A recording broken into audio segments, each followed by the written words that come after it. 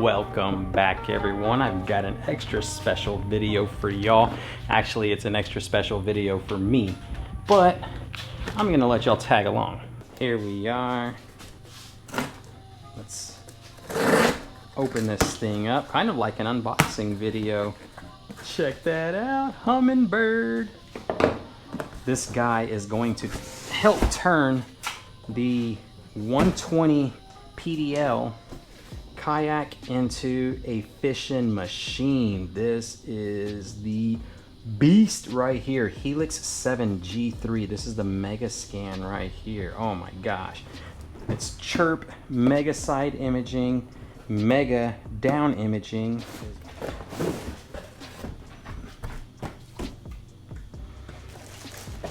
Instructions, nobody needs those because this thing is pretty much self-explanatory and straightforward for those of you that have installed fish finders on your kayaks.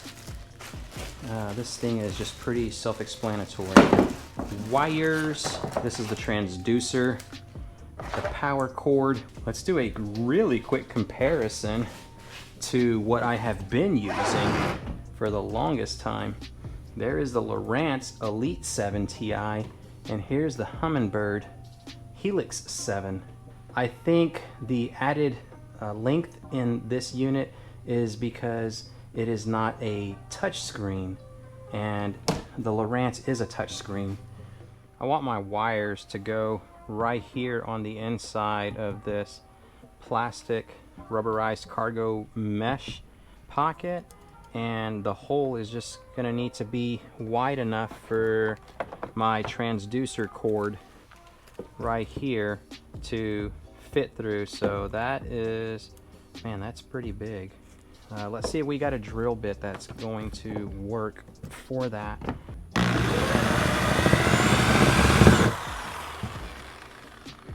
That should be good enough right there. Let's see. Yep, just like that. Boom, goes in. So that hole, in order for that transducer to go in, is it's 11/16 of an inch, the hole. Now what we're gonna do is go underneath the hole and find out where we're going to have the transducer,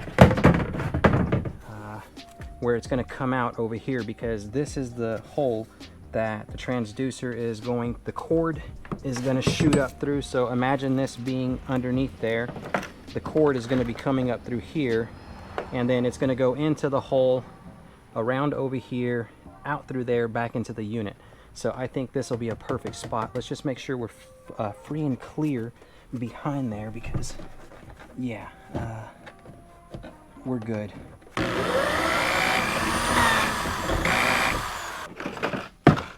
There we go, perfect fit. This is the transducer mounting plate. Old Town was pretty genius in thinking this up right here. You can easily remove the two mounting screws with a Phillips screwdriver, and you can remove the plate. Now the back of it's recessed so that when you put the mounting bracket for the transducer, line it up against your plate. You can flip it either way because it's symmetrical. And when you do this yourself, you'll notice like all the pre-selected holes that have been drilled. Two of them happen to line up with the Helix 7 mount. So all I've got to do is take some 1024 stainless screws. They're 3/4 of an inch. It has to be 3/4 because a 1/2 inch does not fit. I'm going to utilize these two holes right there. So what we do is push a screw through. Let's get another one. Push that one through. Now this is going to mount like that right there, and we're going to tighten it down with two 1024 Teflon nuts. These will lock into place, and it's all stainless, so corrosion's not going to be an issue if we ever need to take it off again.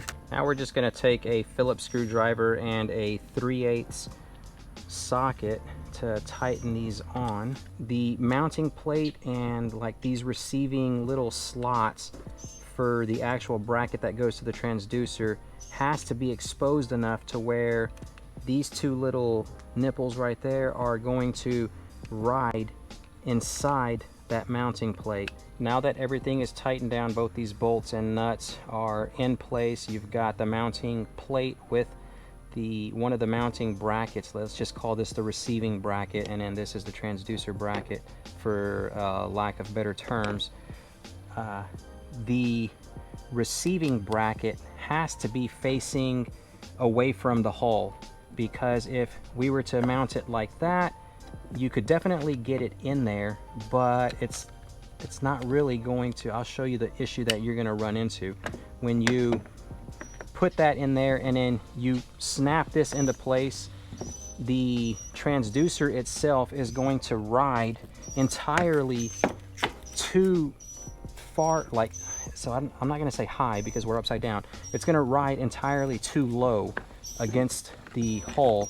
So imagine, if you will, this was inside there and mounted, and once the brackets are locked into place, this transducer is going to be seating a little bit lower than the keel guard right there. And what that means is, imagine going in shallow water or something of that nature, and you're going, and then boom, it's going to hit your transducer. So that's why I say it needs to be mounted this way, so that this bracket, whenever it's on,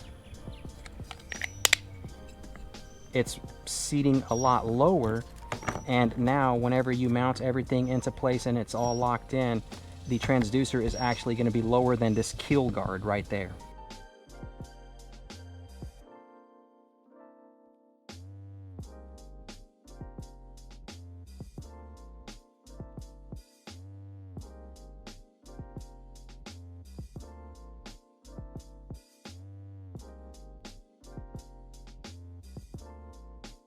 So what we're going to do is wire the pigtail that connects to our fish finder into the power source, which we've ran all the way over towards the center hatch. This is where I'm going to actually place my battery.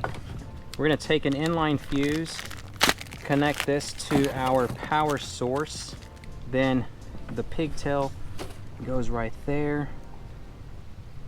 We're going to protect our investment. And now all we need to do is connect red to red for power, and then black to black for ground, and the juice is wired up.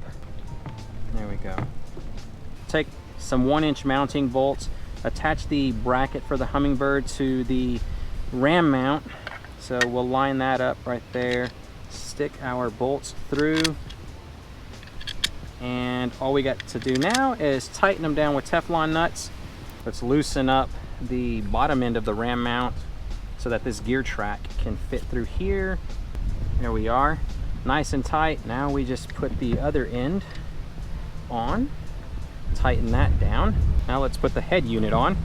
We're gonna plug in our wires. Here we go, we're gonna fire her up. Haha, we got power, baby. All right, everyone, here we are on the water with the Humminbird Helix 7 fired up. I'm using the side scan, and the picture is, I mean, it's absolutely clear. It's like looking at an HD screen in comparison to my Lowrance. You can actually make everything out. I hope you enjoyed this video. If you did, click that thumbs up button. And until next time, tight lines, y'all.